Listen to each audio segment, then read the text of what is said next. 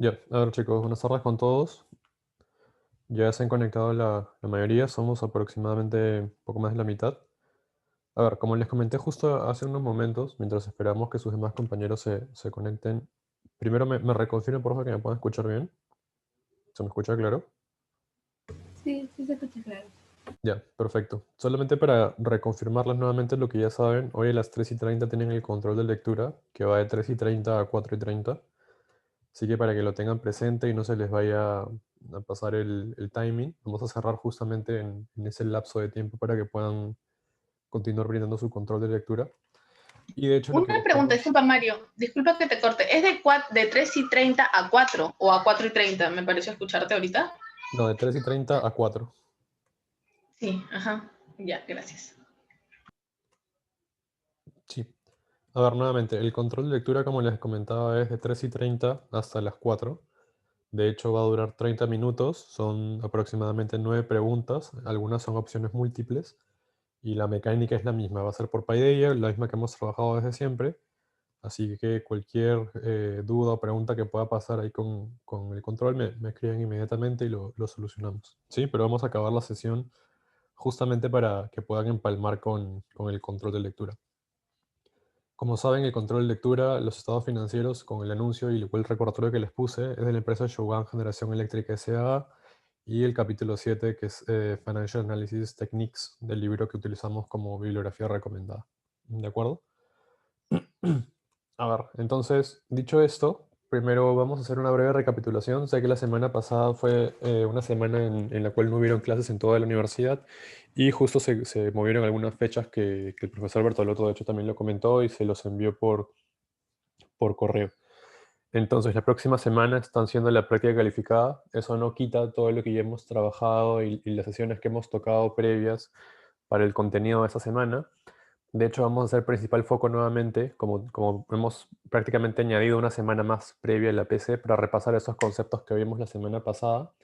Y como recordarán, el gran enfoque o la añadidura principal que estamos teniendo son estos ratios de capitalización bursátil que se basan en el precio de la acción en mercado secundario, ¿no? A ver, entonces recapitulando, ¿quién me puede hacer un breve resumen de lo que vimos la semana, bueno, la semana inmediatamente anterior de clases y los conceptos que tocamos? ¿Qué ratios nuevos recuerdan que vimos? ¿Se acuerdan esos videos que les pasé para que puedan revisar un poco más detallada la explicación de algunos ratios? ¿Cuál es su composición? ¿Qué tipo de análisis teníamos que hacer dependiendo del punto de vista que nos hacía la pregunta? ¿Quién me puede responder un poco ese feedback y esa síntesis que hemos podido lograr con la clase pasada? ¿Algún voluntario para comentar?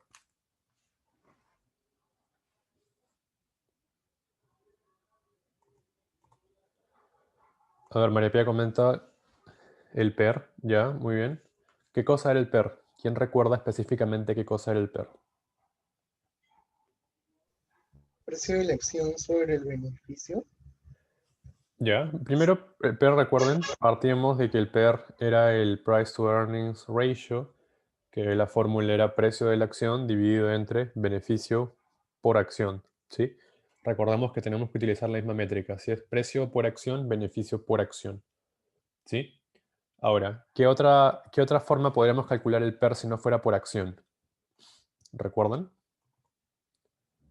Le voy a ponerle una pizarra en blanco y voy anotando lo que me van diciendo. Me dijeron primero el PER, ¿de acuerdo?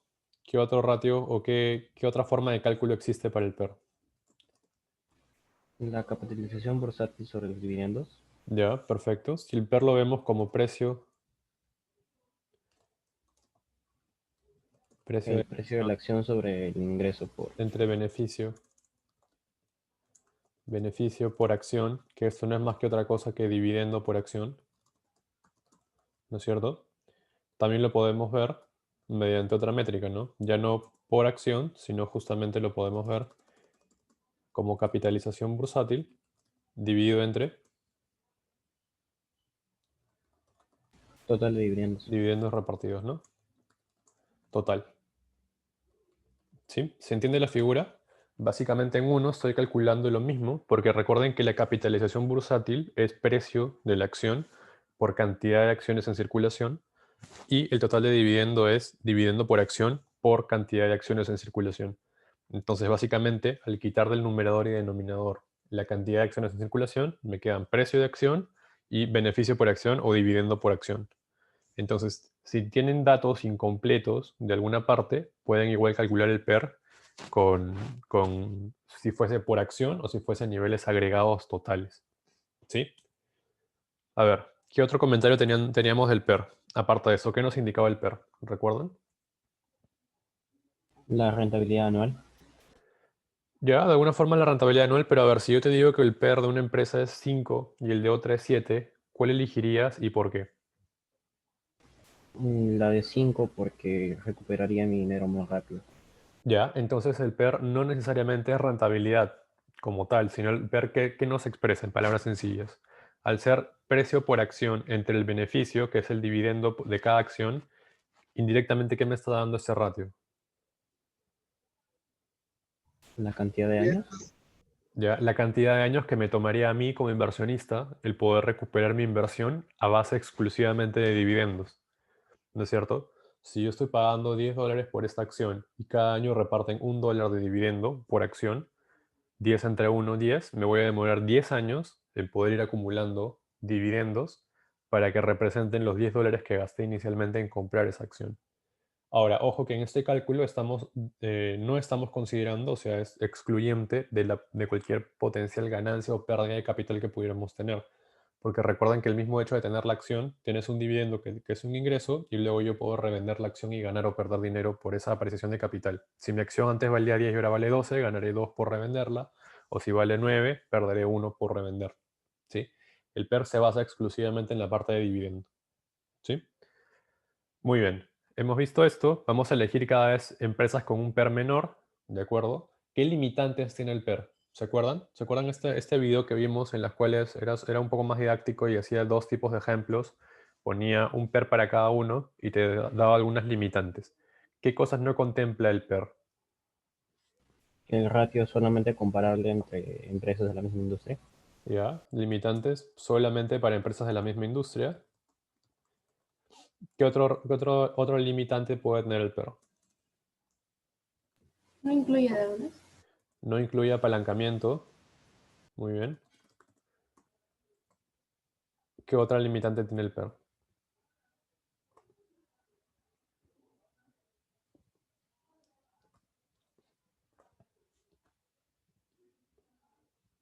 Me han dicho dos de los tres más grandes. Hay uno más. A ver, y volvemos a hacer hincapié en este punto. ¿Qué pasa? ¿Cómo se determina el precio de la acción en este mercado secundario que es la bolsa de valores? El precio fundamental de la acción, que es el precio teórico que tú calculas valorizando la empresa, ¿es siempre este precio en el mercado secundario? Cambia. ¿Y por qué cambia?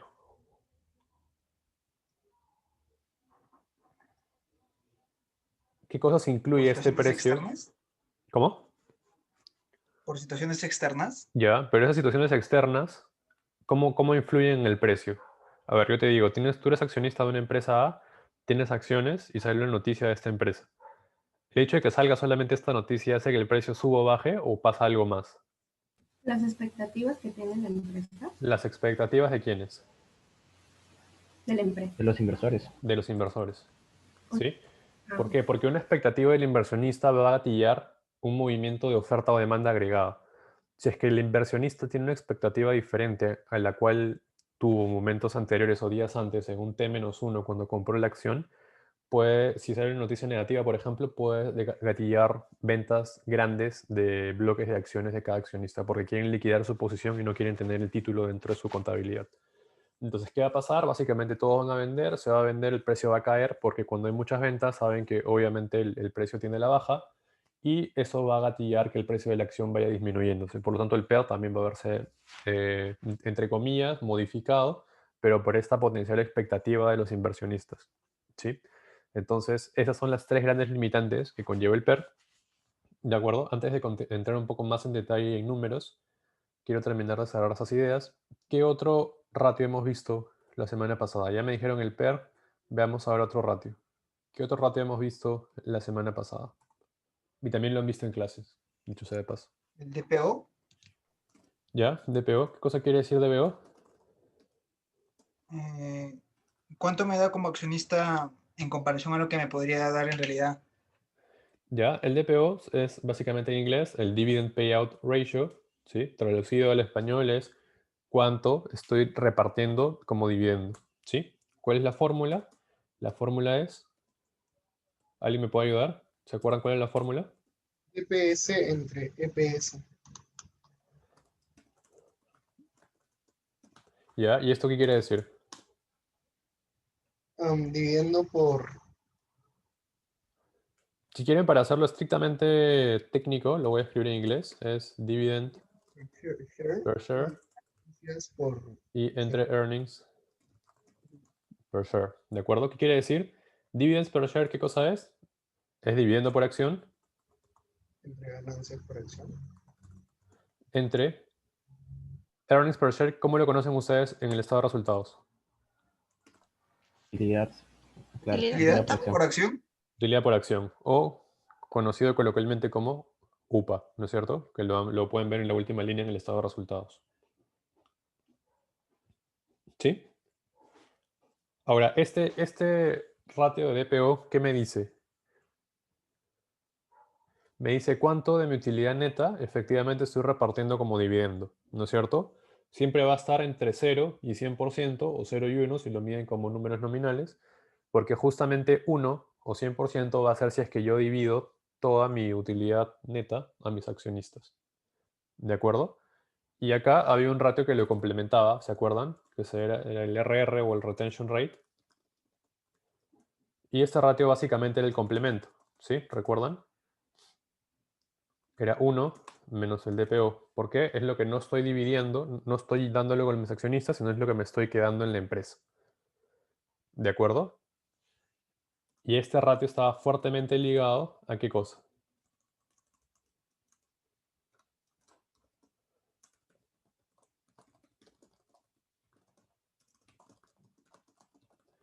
A la reinversión de capital dentro de la empresa. ¿Sí? A ver, ¿quién me puede decir aquí los puntos de vista que vimos? ¿Se acuerdan que les hice un comentario respecto a que tienen que ponerse ustedes en el punto de vista que les hace la pregunta? Si la pregunta te dice, tú eres un inversionista, tú trabajas dentro de la empresa, tú eres un agente externo, ¿sí? Para ver cómo tomas una decisión. En este caso, aquí me podría dar dos ejemplos, o los ejemplos que quieran, desde puntos de vista distintos, y cuáles debería empezar. O un mayor DPO o un mayor ratio de retención. ¿Y por qué? Depende de qué tipo de inversor. eh, Porque, o sea, si es que es un inversor a corto plazo, le gusta más el DPO, ¿no? Pero si es a largo plazo, quizá el ratio de retención sea más importante. Ya, a ver, y en la misma lógica, si eres un inversionista de corto plazo, ¿qué es lo que estás buscando? Estás buscando rentabilidad en muy corto plazo, quizás 1 o 2 años, y tu idea principal, ¿qué cosa es? Es que se reparta la mayor cantidad de dividendos de la empresa, porque quieres aumentar tu flujo de caja y luego vender la acción que tienes en esta empresa, ¿no es cierto? Por lo tanto, no te interesa la sostenibilidad de la empresa a largo plazo o no te interesan proyectos que vayan a tener rentabilidad a un plazo mayor al que tú estás invirtiendo. Entonces, básicamente, tú tomas decisiones o tú vas a votar en junta de accionistas por todo aquel proyecto que te va a generar una rentabilidad en el corto plazo y en el cual tu horizonte de inversión también está calzado. Ahora, si es que tú no eres un inversionista de corto plazo, sino eres de largo plazo, donde no solamente buscas tener una, una cantidad importante de acciones por la rentabilidad, sino también porque quieres tener voz y voto dentro de la junta de accionistas, probablemente te interese más el ratio de retención. ¿Por qué? Porque si es que tú como inversionista ves que la empresa va a generar una rentabilidad mayor a la que tú puedes generar si es que la empresa te entrega el dividendo, obviamente vas a preferir que se mantenga la plata dentro de la empresa. A ver, es como que yo les digo a ustedes, tienen esta empresa que ustedes tienen la mitad de las acciones, por ejemplo, y si la empresa reparte dividendo, el dividendo ustedes lo van a poder hacer rentabilizar en otros proyectos que tengan a una tasa del 7%. Sin embargo, si lo dejan en la empresa, el margen operativo de la empresa es de 15%. Entonces, tienen que contrastar 7 si es que reparten dividendo para que ustedes ganen 7% en sus proyectos, o si lo dejan dentro de la empresa pueden lograr hasta 15%. Entonces, dependiendo del tipo de inversor que sean, En otras palabras, si son de largo plazo, buscarán o tomarán la decisión racional de dejar el dinero en la empresa porque la empresa tiene un potencial de rentabilizar eso a 15%. ¿Sí? Su costo de oportunidad de 7% es menor, por lo tanto, la rentabilidad dentro de la empresa manda y deberían tomar la decisión racional de dejar el capital dentro. ¿Sí? ¿Está clara esas partes también? ¿Las recuerdan de la clase pasada? Sí, Perfecto. A ver, ¿y qué otro ratio fue el que vimos la semana o en la clase pasada, aparte de estos?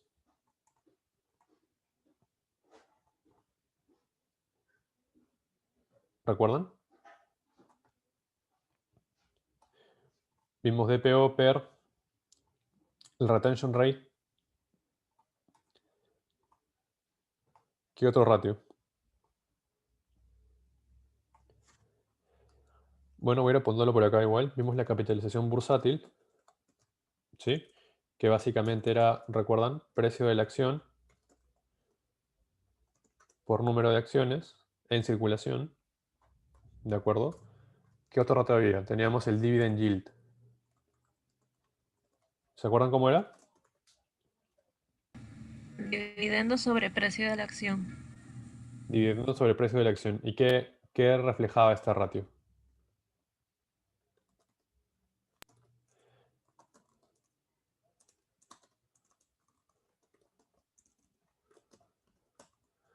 ¿Qué reflejaba este ratio?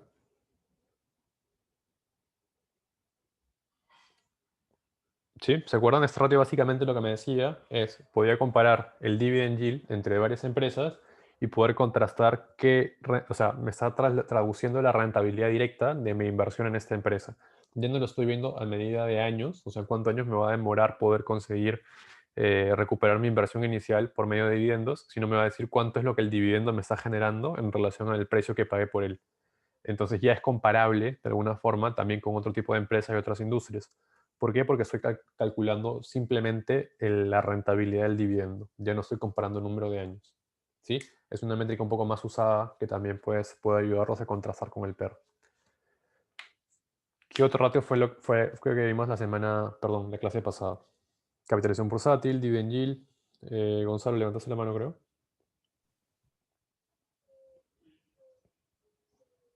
Sí, una duda. Entonces, el que acabas de poner sería el PER multiplicado por -1, o sea, al revés, o te expresan una cosa distinta. Sí, es en verdad la inversa si quieres verlo. Y lo que te dice acá ya no es la cantidad de años, sino es la rentabilidad que estás ganando sobre lo que has pagado. Es como que yo te diga, has tenido una inversión de 100 soles en un proyecto X y el proyecto por cada año te está generando 50 soles o 10 soles, pongámosle para hacerlo más sencillo, de flujo de caja. Entonces, 10 entre 100 tienes una rentabilidad del 10% como tasa, como yield, que es lo que te está pagando. Porque si te das cuenta, la acción, entre comillas, paga dividendo y el bono paga cupón. Si es que yo hiciera lo mismo con esta fórmula de dividend yield, pondría pago el cupón arriba entre el valor del bono. ¿Y qué me da? Me da como que el costo implícito de la deuda, ¿no es cierto? ¿Se acuerdan de esa pregunta que vino en el parcial? Para el dividendo es muy similar, solamente que como no es deuda, no puedo poner cupón o gasto financiero, entonces tengo que poner dividendo. Y lo divido entre el precio de la acción. De acuerdo, gracias. De acuerdo. A ver, ¿qué otro rato recuerdan que vimos la semana pasada?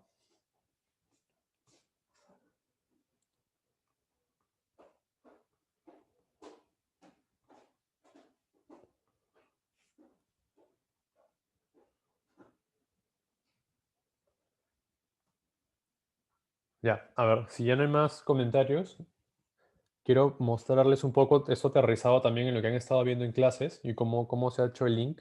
Recuerdan que hemos visto también la liquidez de la acción, ¿sí? Vimos cómo encontrar las acciones en la Bolsa de Valores de Lima. ¿Se acuerdan que les enseñé en el Excel? Se lo pasé también a su delegada para que puedan tener la fórmula como lo hice. Vemos la liquidez, qué tan importante es que una empresa o una acción sea líquida, ¿sí? Que cotice en este mercado secundario. Y también nos pusimos en la perspectiva de diversos inversionistas, ¿no? Como lo comentamos hace un momento, dependiendo del tipo de inversionista que seamos, probablemente tengamos una toma de decisiones distinta en cuanto a priorizar algunos ratios o algunas decisiones en la junta de accionistas. ¿Sí? A ver, ahora lo que les quiero mostrar es un poco este Excel que han estado viendo en clase, particularmente del sector de energía eléctrica. Muchos lo pueden reconocer que han estado viéndolo en clase también durante la semana. ¿Sí? ¿Me confirman? Sí, Perfecto. Aquí en este caso, por ejemplo, cuando han estado viendo las cifras de Enel, quiero centrarme en esta parte, que bueno, vimos la parte de rentabilidad de mercado, que es PER, ¿no es cierto? La rentabilidad esperada básicamente es 1 entre el PER, que no es otra cosa que el dividend yield, ¿sí? Como han visto, el PER, utilidad neta, ¿sí? Valor del patrimonio, utilidad neta, que es lo mismo, y rentabilidad esperada 1 entre el PER. Y quiero centrarme en la parte de aquí abajo, de EV entre EBITDA, y partir de esta base del EV. Para todos está claro qué significa EV dentro de una empresa, qué significa Enterprise Value. ¿Todos conocen este ratio o esta nomenclatura?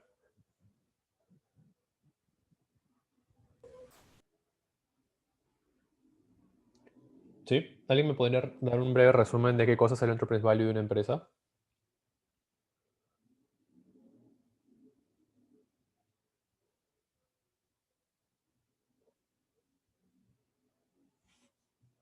¿El voluntario?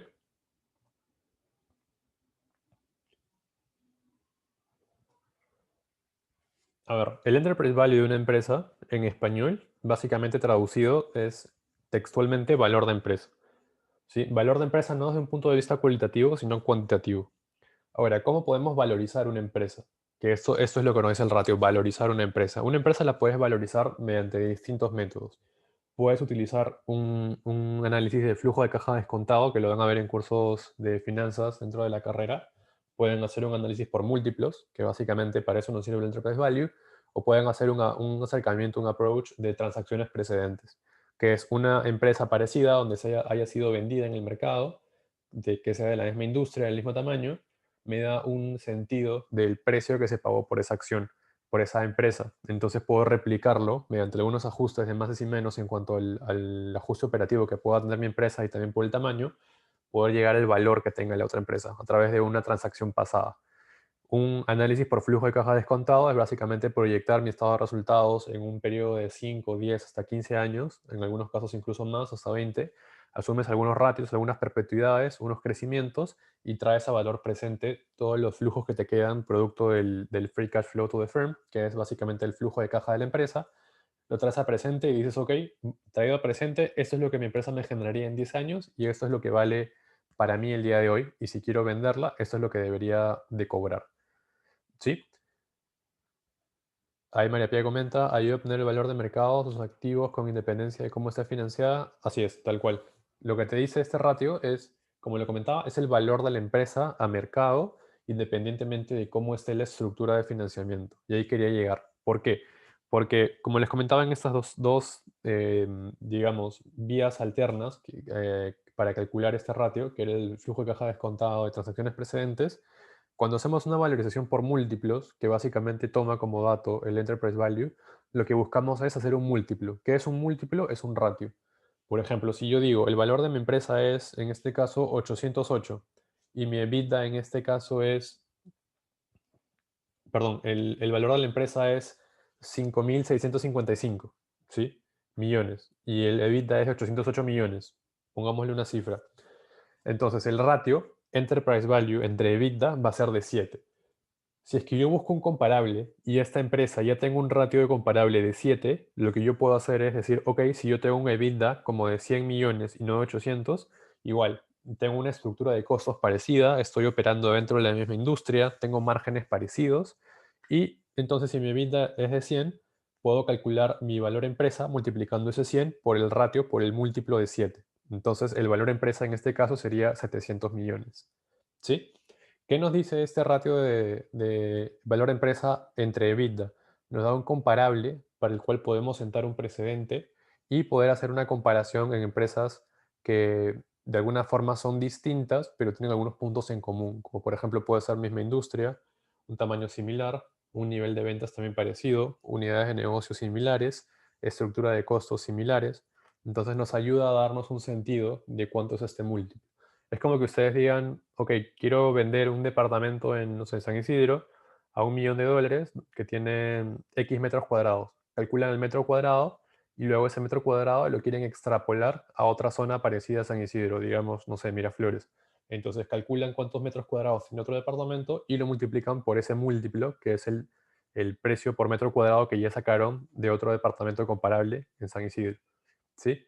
Ahora, si se dan cuenta, esto funciona siempre y cuando, en mi ejemplo de departamentos, ambos tengan cosas en común, ¿no? Por ejemplo, tengan zonas muy comerciales, estén en zonas residenciales, sean zonas de alto valor para los usuarios, ¿no? Donde de repente va a ser muy diferente que ustedes comparen el precio por metro cuadrado de una zona como San Isidro de repente contra un precio promedio de metro cuadrado en Chosica. Probablemente, o incluso en la playa, por ejemplo, en casas de playa, habría una gran distorsión en el precio porque justamente por esta valorización y percepción de los usuarios, ¿sí? Igual, lo mismo va a ser si es que calculan ese precio en una zona como por ejemplo Chosica, que es una zona más de casas de campo, lo van a contrastar con un precio de promedio de metro cuadrado en la playa, por ejemplo, que es muy distinto. María Pía, levantaste la mano. Sí, tengo una consulta respecto al resultado. Entonces, convendría de alguna forma que sea menor, porque se interpretaría como que la empresa puede cotizar 7 veces su EBITDA. No, en este Una cosa caso, así, este ratio no es estrictamente mientras más o menos sea, va a ser mejor. Va a ser algo de cómo está en relación a la industria. ¿Sí? ¿Por qué? Porque si es que mi ratio de valor empresa entre EBITDA es como 7 y el de mi competición o el de mi competidor inmediato, digámoslo así, dentro del mercado en el que opero por tamaño y por industria, está en 10, probablemente yo como empresa esté haciendo algo mal dentro de mi estructura de costos. ¿Por qué? Porque si mi EBITDA multiplicado por 7 me da el valor de mi empresa, el de un competidor está dando su EBITDA, que de repente puede ser el mismo que yo tengo, pero para sacar el valor de su empresa lo multiplica por 10. Entonces, obviamente el valor de su empresa es mucho más alto que el mío y probablemente se deba a que mi EBITDA de repente está siendo castigado o está siendo, no castigado, pero está siendo en las cifras reales, estoy teniendo mayores gastos de los que debería tener probablemente. De repente no tengo una estructura de costos eficientes, tengo demasiados costos fijos y muy pocos variables que hacen encarecer todo el costo de ventas, gasto administrativo y gasto de ventas, y eso hace que mi EBITDA baje, ¿sí? Entonces, lo ideal es que yo esté en una cifra similar a mis comparables y justamente eso también me va a ayudar a que en el tiempo este ratio no sea muy volátil, ¿de acuerdo? Tiene mucha incertidumbre una empresa cuyo ratio, valor empresa entre EBITDA, fluctúa entre números muy grandes año tras año, ¿sí? Eso demuestra que no hay un manejo constante en cuanto a la situación financiera de la compañía y el resultado de EBITDA, porque recuerden que el EBITDA es el flujo operativo por el giro del negocio de la empresa, ¿sí? Se lo vimos en las primeras semanas. Entonces no conversan mucho, ¿de acuerdo? Y acá solamente quiero hacerles el comentario de lo que han estado viendo en clase, que el valor empresa de EBITDA, entre EBITDA, parte justamente de estas dos cifras, ¿no? Valor empresa y EBITDA. Y el valor empresa en sí lo vamos a tomar nosotros para cálculo del curso. Recuerden nuevamente, como les digo, hay diversos escenarios, diversas metodologías para calcular el valor empresa, pero para el curso y para el análisis, como estamos trabajando con ratios de capitalización bursátil, vamos a tomar el valor empresa, ¿sí? Como capitalización bursátil más la deuda de la compañía, ¿sí? Nuevamente, el valor empresa va a ser capitalización bursátil más deuda de la compañía o obligaciones financieras, como quieran verlo en el estado financiero, ¿sí? Ahora, ¿alguien me puede decir por qué le sumamos las obligaciones financieras o la deuda a la capitalización bursátil? ¿Cuál es la lógica de esto?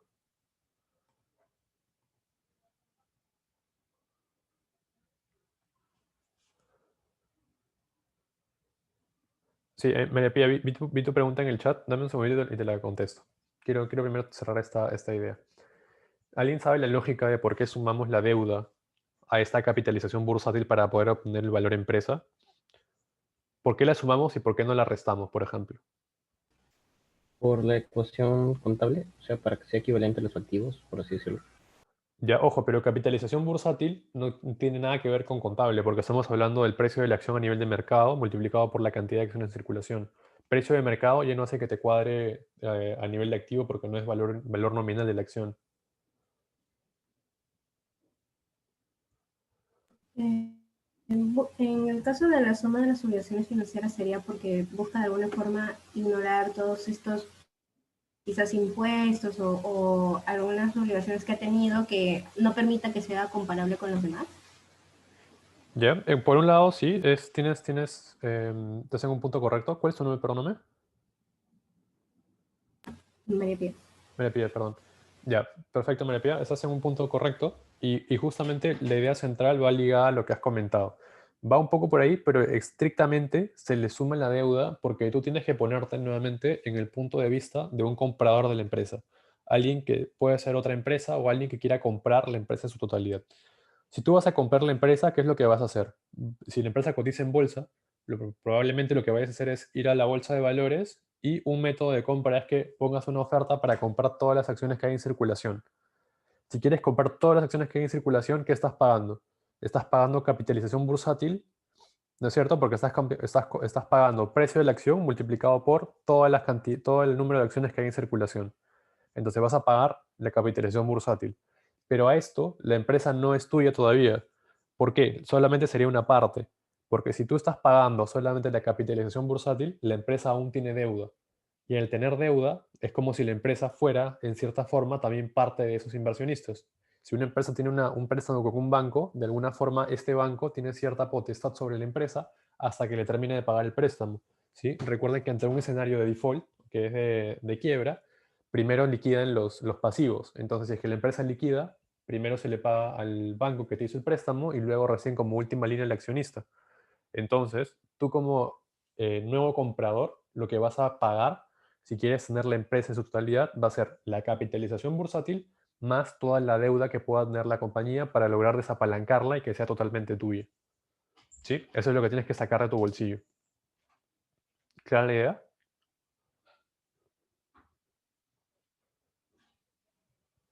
Gonzalo, levantaste la mano. Sí, o sea, solo tenía una duda porque algo así vimos al inicio del semestre. Entonces, si tienes todas las acciones de la empresa y por ende tienes todo el patrimonio, aún no se puede hablar de que tienes toda la empresa, o sea, ahí me confundí. Si tienes todas las acciones de la empresa, pero la empresa tiene deuda, eres dueño, pero tu empresa todavía sigue siendo parte relacionada a estos inversionistas, a estos tenedores de deuda, por así decirlo. Si es que yo tengo una empresa, tengo el 100% de las acciones que todavía circulan en bolsa de valores y tengo ahorita bonos vigentes, o sea, he metido bonos, la empresa también va a ser parte de estos bonos y estoy obligado a hacer información pública por esos tenedores de bonos. Si es que yo quiero sacar la empresa totalmente a privado o comprarla en su totalidad, tengo que cancelar esa deuda y ya puedo deslistar la empresa de alguna forma. Ok, ok. Entonces, si una empresa, o sea, si una empresa tiene todas sus propias acciones, igual tiene ese pendiente, por así decirlo, de las obligaciones financieras que tiene que liquidar, por así decirlo, antes de hablar que tiene todo. Claro, pero recuerda que para este ratio puntual estamos viendo el valor empresa. O sea, si quieres ver pertenencia, va a ser exclusivamente por la parte de patrimonio. Pero cuando quieras ver valor empresa, siempre vas a tener que sumarle la deuda porque es algo que tienes que repagar todavía. Como tú dices, es un saldo pendiente que te queda por repagar.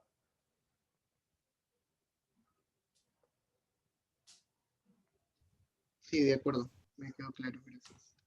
Perfecto. Ya, ahora sí vuelvo a la consulta de María Pía. Justamente me decía, entonces este ratio solo no dice mucho. ¿Verdad? Sí. Como comentas, María Pía, solo el ratio de por sí no nos va a decir mucho. Podemos compararlo históricamente para ver cómo se ha comportado dentro de la misma empresa.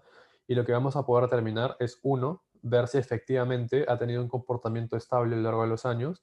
Dos, si hay una potencial tendencia a la subida o en la baja. ¿Sí? Recuerden que el análisis horizontal nos sirve justamente para identificar esas tendencias. ¿Y por qué es importante analizar esa tendencia? Porque al ser un ratio que parte del precio de la acción en un mercado secundario, va a estar sujeto a ese precio de mercado, va a estar sujeto a esa volatilidad de mercado.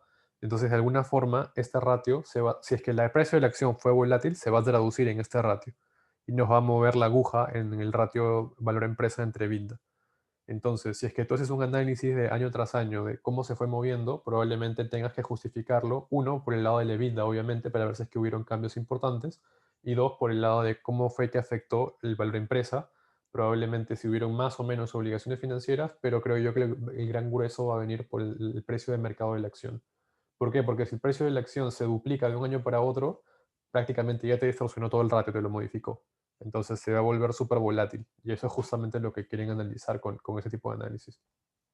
Recuerden que ese tipo de comentario o pregunta para responder en su análisis no quiere decir que hayan hecho toda una revisión o se hayan leído absolutamente toda la clasificadora de riesgo o hayan hecho toda una lectura de mercado. Básicamente es que puedan identificar las partes. Por ejemplo, si es el ratio valor empresa entre EBITDA, que analiza en numerador-denominador por dónde vino el cambio más significativo que generó justamente ese cambio año tras año. Digamos, fue el numerador, fue el valor empresa. ¿Cuáles son los componentes del valor empresa? Capitalización bursátil y obligación financiera. ¿Dónde hubo la variación más importante? Ya, capitalización bursátil. ¿Y capitalización bursátil en qué se descompone? ¿En precio de la acción y multiplicado por número de acciones en circulación? ¿Por dónde vino la variación? ¿Por la cantidad de acciones o por el precio? No, por el precio. Entonces, ese tipo de análisis que puedan descomponer el número para llegar a la raíz de la variación es lo que queremos retratar dentro de cada respuesta. ¿Sí? Entonces yo le diría que den un poco más de prioridad a ese lado y es un poco más de escaneo, de ir un paso atrás nada más en el número. ¿Sí?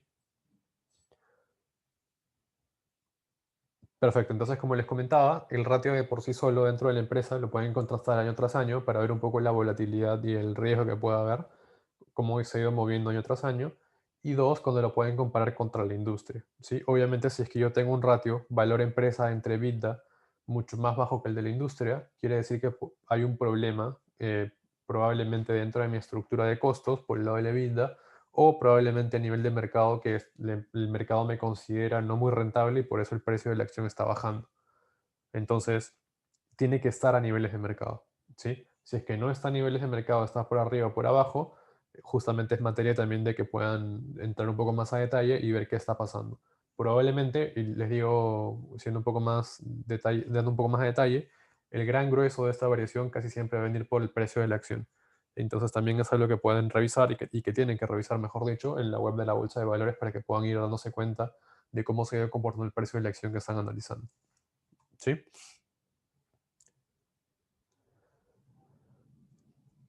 A ver, entonces, en esa línea, junto con lo que vimos también la semana pasada, recuerdan que vimos algunas preguntas modelo de evaluaciones pasadas para que puedan tener un poco más de detalle. Vimos los ratios de capitalización bursátil. Hicimos la primera parte, un recordar de las principales variables importantes dentro del curso. Le dije que en la práctica se mide básicamente rentabilidad, solvencia e indicadores perdón, rentabilidad, acá, se los voy a confirmar igual acá ahorita por si acaso. Recuerden que yo les dije que cada evaluación tiene un componente en una lista transversal de lo que se evalúa en el curso. ¿Sí? En este caso, por ejemplo, la lista que se evalúa en la PC3 es el análisis de liquidez y solvencia, un análisis de rentabilidad y los indicadores de mercado que hemos visto. ¿Sí? Entonces van a pesar esos tres bloques de pregunta como siempre. Y de hecho es algo que también esperamos que lo puedan resolver con todas las herramientas que hemos visto, ¿no? De hecho, en la clase pasada fue súper extensiva en ese sentido. Vimos bastante a detalle este tipo de ratios y con esta reprogramación de la PC que inicialmente iba a ser una semana antes, tienen un poco más de tiempo para poder revisar estos temas. Entonces, no sé si es que tengan alguna duda puntual hasta este momento de lo que hemos visto, de repente alguna pregunta en base a un caso específico o algún número específico, o algo si no ha quedado muy claro para poder darle una segunda repasada.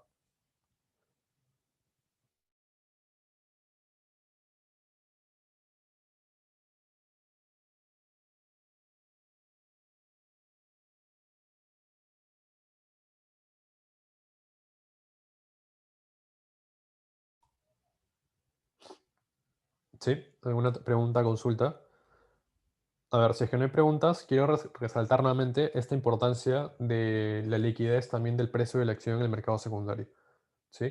como lo vimos la clase pasada, de hecho es importante que una acción sea líquida. ¿Sí? A ver, ¿quién me puede decir por qué una acción debe ser líquida? ¿O en qué nos beneficia que una acción sea líquida? Si estuvieron atentos, a ver, algún voluntario. Me parece que era para poder venderla rápidamente. O sea, ¿a eso se refería? Ya, entonces, ¿qué pasaría si, no sé, yo calculo la liquidez en un año y la liquidez me sale 30%? ¿Cómo llegaba ese 30%? ¿Cuál era mi numerador y mi denominador? ¿Te acuerdas? Sí, era los números, perdón, el número de días que estuvo en bolsa sobre el total de días que abrió la bolsa, o Ya, algo por el estilo. liquidez de Y la acción. el resultado que te daba era la proporción de días en que se negoció esa acción. Entonces, o sea, lo estoy parafraseando muy mal, pero lo que te trata de decir es qué tanto se negoció esa acción y con qué tanto éxito tú la podrías negociar si la compras.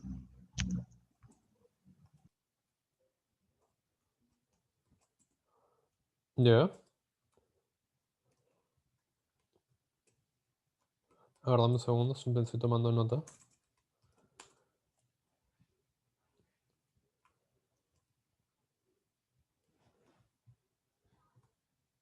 Ya, días en los que hubo transacción entre días que abrió la bolsa de valores. ¿De acuerdo? Y como comentas, tal cual perfecto, es básicamente nos va a dar, a ver, María Pía comenta cuán vendibles y comprados con otros activos son. Sí, de alguna forma nos va a decir qué tanta liquidez, o sea, qué tanta facilidad vamos a tener para poder revender luego la acción que compremos. Si es que vemos en un lapso de tiempo de un año, recuerden que siempre la liquidez la vamos a ver en un lapso de tiempo y eso tiene que decirlo según una pregunta. Si vemos, por ejemplo, que en un año la bolsa de valores abrió, primero, la bolsa de valores abre todos los días del año, partiendo de esa perspectiva. ¿Abre todos los días del año? No. No, no abre ni sábado, ni domingo, ni feriado, ¿no es cierto? Y dentro incluso de lunes a viernes regularmente suele abrir en una hora específica que se le denomina rueda de bolsa, que es alrededor de 9 a las 3 de la tarde aproximadamente. Entonces, dentro de esos días que abrió, digamos que en el año abrió 250, ¿sí? Si es que abrió 250 días en el año y en los días en los que hubo transacción de esta empresa, digamos que fueran 100. Entonces, ¿cuánto me saldría la liquidez? 100 entre 250, ¿no es cierto? Para poner un número, me sale 40% aproximadamente. ¿Qué quiere decir este 40%? Quiere decir que si es que yo pongo un aviso de venta o compra en la bolsa de valores, tengo una posibilidad de ejecución del 40% cada día. ¿Sí? ¿Qué quiere decir? Que si es que yo quiero vender hoy día 1000 acciones, probablemente tengo un 40% de éxito en lograr vender esas acciones. ¿Sí? Mientras más alto sea el número, más me va a convenir. ¿Por qué? Porque va a haber un mercado más amplio en el cual pueda comprar o revender. Si es que la liquidez es más alta, quiere decir que hay un interés por los inversionistas, por esta empresa, y por lo tanto quiere decir que si es que yo invierto, voy a poder luego encontrar un potencial comprador para revenderle mi inversión. Entonces, si es que no hubiera un mercado tan líquido, digamos que sea 40% o incluso más bajo, digamos 20%, ¿qué va a pasar? El 80% de las veces que yo quiera vender no voy a encontrar un mercado, no voy a encontrar un potencial comprador o un potencial vendedor. Solamente el 20% de las veces. Entonces, ¿qué va a pasar? Probablemente me quede con la acción. Si la quiero vender hoy, me la quede como un mes más hasta que recién pueda encontrar un potencial vendedor o comprador. Entonces, eso nos mide la liquidez. Siempre que la liquidez sea más alta, nos va a ayudar a que haya una mayor cantidad de inversionistas interesados por la empresa. Ahora, ustedes pueden preguntarse, ¿pero de qué nos sirve como nosotros como empresa si es que no compramos las acciones de nuestra propia empresa en la bolsa de valores? Es un tema de inversionistas. Sirve porque si ustedes quieren emitir nuevamente algún título o valor, sea acciones o sea bonos, por ejemplo, o quieren volver a emitir acciones como un capital adicional, justamente los inversionistas le van a dar peso a esa liquidez de la acción y van a ver, oye, si es que esta acción antes solamente tenía ventas o la podía mover, era líquida en 20% y ahora va a volver a emitir acciones, prefiero no participar. ¿Por qué? Porque no voy a poder venderlas nuevamente de acá a un mes, por ejemplo. Lo más probable es que me tenga que esperar 6 meses hasta poder venderlas. Y eso, sin considerar si es que en esos 6 meses pasa algo, ¿no? Si es que pasa algo en la empresa que me obliga a vender la acción antes, probablemente no encuentres vendedor y si no encuentras, ¿qué va a pasar? Tienes que castigar el precio para incentivar a que haya más compradores. Entonces, probablemente si tú lo compraste como 10 y quieras venderlo por una urgencia, de repente no vas a conseguir 10 y tendrás que ir rebajando el precio para ir atrayendo a compradores. Entonces, eso nos mide la liquidez de la acción en la empresa. ¿De acuerdo? Nuevamente, hasta ahí, chicos, ¿todo claro? Sí, Perfecto. A ver, entonces, para ir englobando un poco más la idea, quiero también decirles sobre el control de lectura ahora. El control de lectura que va a ser en unos minutos, de hecho, está estructurado para que dure más o menos 30 minutos, si mal no recuerdo. Son entre 8 o 9 preguntas, dependiendo del aleatorio. Todas las preguntas, o mejor dicho, hay un gran componente de preguntas que son de opción múltiple, ¿sí? Así que la respuesta les va a salir inmediatamente. Y les aviso, por si acaso, si es que hay algún tema de error, hemos estado registrando que en el control de lectura, si ustedes responden la pregunta 1, por ejemplo, es opción múltiple, y responden la opción A y le dan siguiente, en la barrita del costado de progreso, no sale si es que está bien o mal, solo sale que se registró el envío. Una vez que terminan de enviar todo el formulario, ahí recién sale cuáles fueron acertadas y cuáles fueron incorrectas, ¿sí? Para que lo tengan presente. Porque de repente en ocasiones anteriores, ni bien marcaban una opción y ponían siguiente, ya les salía si es que era correcto o no, acá les va a salir al final, ¿sí? Así es como está marcando el sistema ahora y es lo que nos han comentado. ¿De acuerdo? Ahora, nada, respecto al control de lectura, es la misma estructura que siempre hemos manejado. Hay preguntas para completar, hay preguntas para marcar. De hecho, siempre hemos visto la misma estructura. Las preguntas, recuerden que son muy de identificar algún número puntual dentro del datos del estado financiero. Siempre les solemos preguntar por ese tema de la exposición al tipo de cambio, por alguna parte en específico que tiene que ver con las cuentas más importantes. Y la otra parte, que es la lectura, del control, del capítulo número 7, perdón, está centrada un poco más, no en hacer memoria, o sea, no en memorizar la información, sino que la hayan podido entender y puedan aplicarla al tipo de pregunta que es. Son preguntas cortas, pero que requieren justamente de esta aplicación, o sea, que hayan entendido el contexto y puedan responder la pregunta. No es tanto de memoria, porque en memoria creo que no ganamos nada, que se aprendan todo cuando tienen los documentos a la mano para poder estudiar en cualquier momento, sino es un poco más de interpretación, así que por ese lado también tranquilos, si es que la han leído van a poder hacer el control sin ningún problema. ¿De acuerdo? Si es que tuvieran algún inconveniente con el control, por favor me escriben ahí mismo. Si lo pueden hacer vía correo o incluso avisarle a su delegada a través de WhatsApp, también perfecto, nos ayudan a levantar cualquier alerta. Y eso sería sobre el control de lectura. Ahora, sobre la PC, que va a ser la próxima semana, de hecho, recuerden, tienen los videos publicados en Paideia. El video de la semana, de la clase pasada, recuerden que vimos a full todos esos temas y bastante detalle. Entonces se les recomiendo que vuelvan a revisarlo, están bastante detallados. Y si es que hay preguntas, dudas, consultas, por favor transmítemelas vía correo. No se queden con las dudas, estoy para ayudarlos, pero necesito que me escriban o que me trasladen esas consultas. ¿De acuerdo? Esta PC, como les digo, no es muy complicada, no es muy compleja porque son los mismos temas que hemos visto hasta incluso el parcial. Lo único adicional es este tema de ratios de rentabilidad, perdón, ratios de capitalización bursátil, los ratios de mercado. Y los hemos visto con bastante detalle, tanto en las explicaciones de las clases teóricas como en estas sesiones que trabajamos. ¿Sí? Tienen el video de la clase pasada, les recomiendo que lo vuelvan a ver porque está bastante bien explicado y bastante detallado. Es más, hemos visto ejercicios previos, hemos visto evaluaciones previas como para que puedan tomar de referencia.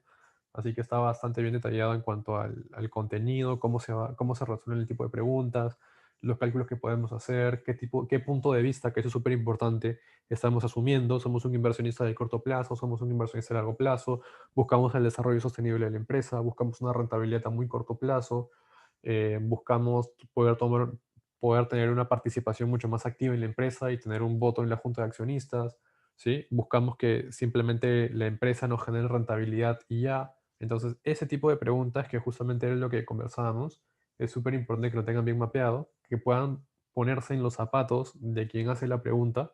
Digamos, si te preguntan, tú eres una persona que trabaja dentro de la empresa y te piden analizar la rentabilidad, ¿cómo la analizarías partiendo desde esa perspectiva? ¿No? Porque si te dicen, tú eres un trabajas en un banco de repente y tú vas a aprobar un préstamo para la empresa y te preguntan, analiza la liquidez y la solvencia de la empresa, tu punto de vista desde ese lado sería muy distinto al de un inversionista. ¿Sí? A que te digan, tú eres un inversionista que va a invertir en las acciones de esta empresa. ¿Por qué? Porque si tú eres una persona que vas a dar dinero desde un banco, tú vas a generar un pasivo para la empresa y vas a tener una obligación de pago antes que un accionista. En cambio, si tú eres un accionista, vas a invertir en el patrimonio de la empresa. Entonces, también la métrica de ratios son totalmente distintos, ¿sí? Y eso fue lo que tocamos en la clase pasada, ¿sí? Los inversionistas, cuando inviertes por acciones, estás dentro del patrimonio, tienes que ver estos ratios de mercado como el valor empresa entre EBITDA, el PER, el dividend yield, el DPO, el retention rate, ¿sí? Para ver qué tipo de inversionista eres primero, si eres largo plazo o corto plazo, cómo vas a hacer esta métrica de análisis para comparar la empresa con la industria. Y dos, si es que tú eres de repente desde un punto de vista de un banco donde vas a darle dinero a la empresa como un préstamo, como una obligación financiera, qué tipo de ratio deberías ver, ¿no? Y eso fue lo que vimos la clase pasada, deberías ver justamente esos ratios de liquidez, ver que la empresa pueda pagar ¿sí? el servicio de deuda con el EBITDA. ¿Recuerdan? Cobertura del servicio de deuda con EBITDA. Justamente ver el costo estimado de la deuda, también ver más o menos si es que la deuda que está tomando la empresa está tomando deuda más cara, más barata. Entonces, ese tipo de criterio es el que vimos en la clase pasada y es el que creo que deben hacerle principal foco también a este tipo de evaluación. Ahora, en mi experiencia previa, dictando el curso ya por varios años, en esta PC2 se le da principal foco a esta parte de ratios de mercado. Y ratios de mercado, como saben, no es complicado. Tienen toda la información en la web, tienen la información en la Bolsa de Valores de Lima, tienen los precios en el mercado. Es básicamente sentarse, dedicarle tiempo a analizar el precio del mercado en la acción. Perdón, el precio de la acción en el mercado. ¿Por qué? Porque justamente esta volatilidad en el precio es lo que va a impactar estos ratios. ¿Sí? Se llaman ratios de mercado porque parten del precio de mercado de la acción. Entonces, cualquier movimiento en el precio te va a impactar el ratio. Y como les digo, nuevamente no es complicado para nada. Esta segunda PC creo que es mucho más sencilla que las anteriores. Y principalmente la parte de ratios de mercado es bastante sencillo, o sea, bastante, digamos, fácil de entender y muchos la captan a la primera. Entonces yo les recomiendo que repasen bien esta parte, estudienla, aseguren bastante todos los conceptos que hemos visto, porque no es complicado. Y si tienen cualquier duda, pregunta o consulta, no duden en escribirme que estoy para ayudarlos. ¿Sí? Quedan más o menos unos cuantos minutos para comenzar el control. No sé si hay alguna duda final, alguna pregunta, consulta, algo que quisieran comentar.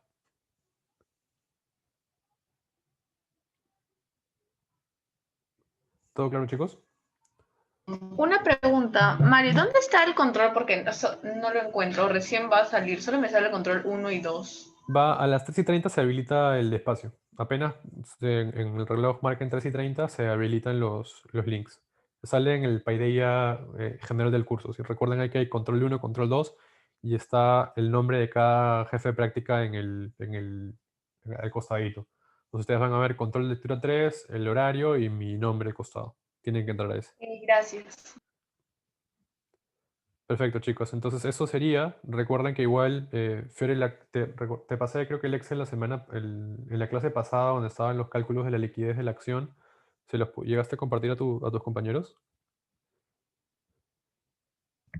Sí, sí, sí lo llega a compartir, Mario. Ya, perfecto. Ahí también tienen el Excel de cómo se calculó esa vez que vimos en la liquidez de la acción. Entonces, también tienen la fórmula por si quieren replicarla nuevamente en cualquier otra empresa. Y básicamente sería eso, ¿sí? Si hay cualquier duda, pregunta, me la trasladan si hoy día o en la semana y ahí estoy para ayudarlos, ¿sí? Igual Fiorella creo que se los compartió, me dice que lo va a volver a pasar por si acaso. Y nada, chicos, sería eso. Éxitos en el control de lectura. Estoy seguro que les va a ir súper bien. La nota la van a tener lo antes posible porque ya hay preguntas con la respuesta cargada y ahí hemos hecho un check para que esté ok. Entonces, apenas la den, deberían tener algún feedback de las preguntas, por lo menos de opción múltiple. ¿De acuerdo? De acuerdo. Listo, chicos. Entonces, eso sería. Ahora sí los dejo para que puedan dar el control de lectura y cualquier duda, comentario que tengan, nuevamente, quedo ahí atento a recibir su correo y que me puedan hacer la consulta. Estén bien, chicos. Buen fin de semana, buen control de lectura. Gracias, Mario. Gracias, Mario.